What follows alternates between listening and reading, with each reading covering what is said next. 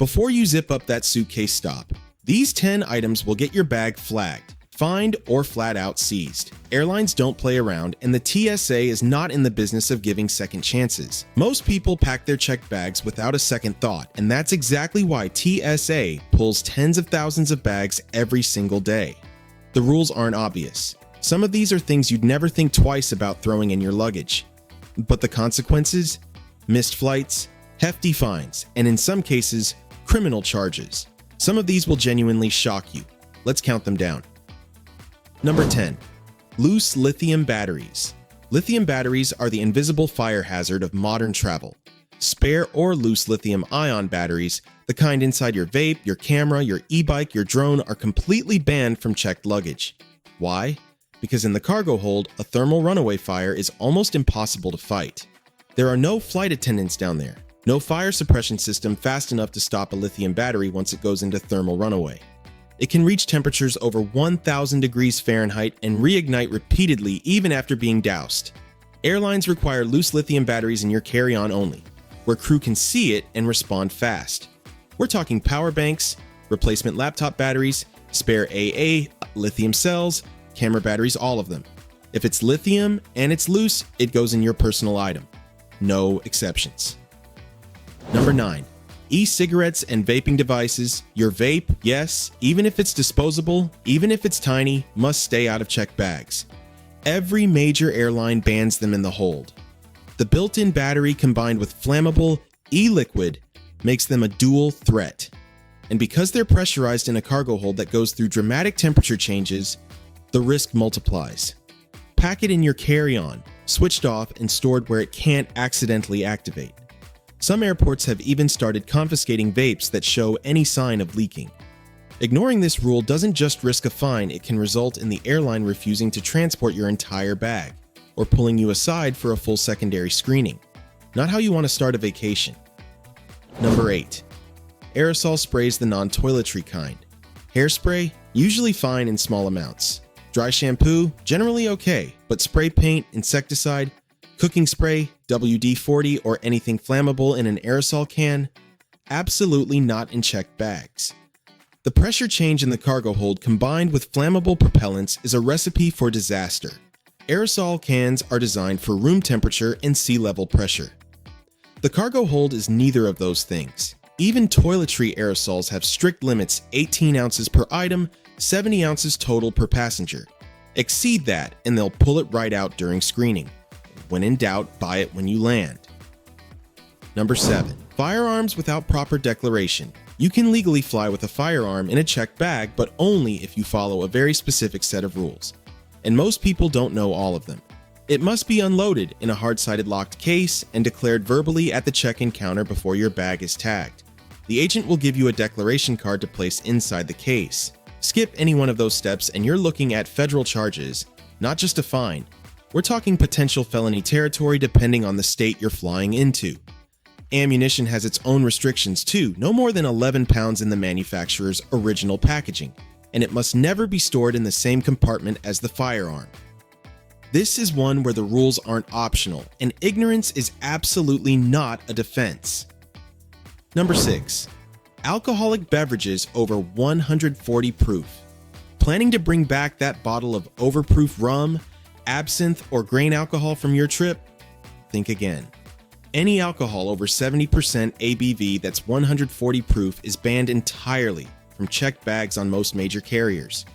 Between 24 and 70% ABV, you're limited to 5 liters per person, and it must be in retail packaging. High-proof alcohol is classified as a flammable liquid by the FAA, not just as a beverage. At certain concentrations, it's genuinely combustible. It can ignite with a simple spark. And yes, they will check. Screeners are trained to identify high-proof spirits, and customs agents on international routes are especially thorough. If you want to bring home that special bottle, check the proof before you pack it. Number 5. Portable oxygen concentrators and certain medical devices. Here's one that catches people off guard, and it matters a lot for travelers who rely on medical equipment. Certain devices, particularly those powered by lithium batteries or that use compressed gas, have strict rules. Portable oxygen concentrators approved by the FAA can fly. but they must be declared in advance, and the battery capacity has to meet airline-specific limits. Spare fuel cells and compressed gas canisters used with medical devices often can't go and check luggage at all. They need to be carried on, or shipped separately ahead of your trip. If you rely on medical equipment to travel, call your airline directly at least 48 hours before your flight. Don't rely on what you read online because policies vary by carrier and change more often than people realize. A wrong assumption at the gate could mean you miss your flight entirely, with no recourse.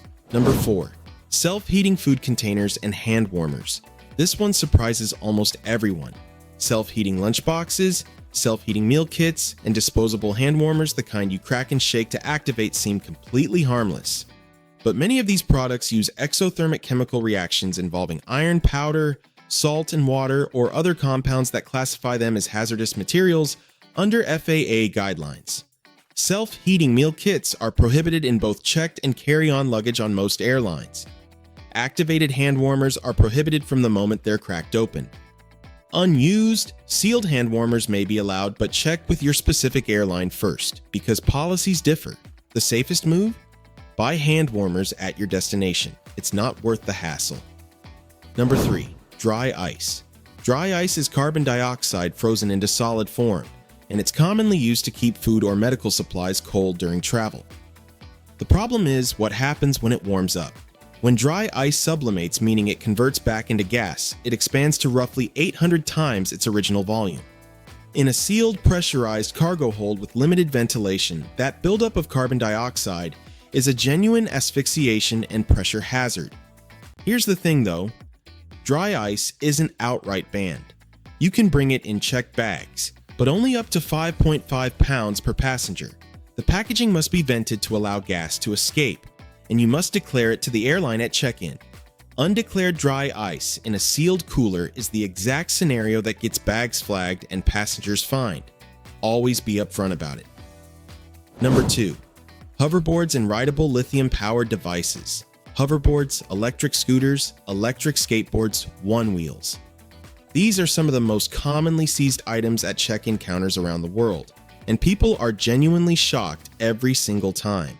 The large lithium battery packs built into these devices are classified as dangerous goods under IATA regulations. The watt-hour ratings on these batteries far exceed what airlines allow in the cabin. As of now, the majority of major airlines, including most US carriers, ban hoverboards in both checked and carry-on luggage entirely, with no exceptions. Some airlines have started allowing compact e-scooters with removable batteries that fall under a specific watt-hour threshold, but you need to verify this with your exact airline before you show up at the airport dragging one behind you. Don't assume. Call ahead or check the airline's hazardous materials policy page directly. And number 1, flammable liquids and fuels, including used camping stoves. This is the number 1 item that bites travelers, and it happens constantly. Any residual flammable fuel in a camping stove, a fuel canister, a gas torch, a blowtorch, or even a lighter with fluid still in the reservoir is banned from checked bags the moment it has been used. Why? Because even a tiny amount of fuel residue left inside a stove or canister can vaporize in the pressure and heat changes of the cargo hold, and those vapors are highly flammable. New, sealed, never opened fuel canisters are banned completely, full stop. A camping stove that has been fully emptied and purged may be allowed, but the airline screeners have to be satisfied that it is truly empty. The standard is simple. If there is any doubt, there is no doubt. Every year, cargo hold incidents are traced back to exactly this scenario. Someone thought the canister was empty, someone forgot they had lighter fluid in their pack, someone assumed the stove was clean enough. It wasn't. Don't be that person. Ship your camping fuel ahead, buy it at your destination, or leave it behind. So there you have it, 10 items that airlines will pull right out of your check bag or flag you entirely for. The common thread running through every single one of them is fire risk. Airlines are genuinely terrified of fires in the cargo hold, and every rule on this list exists because of a real incident that happened somewhere in the world.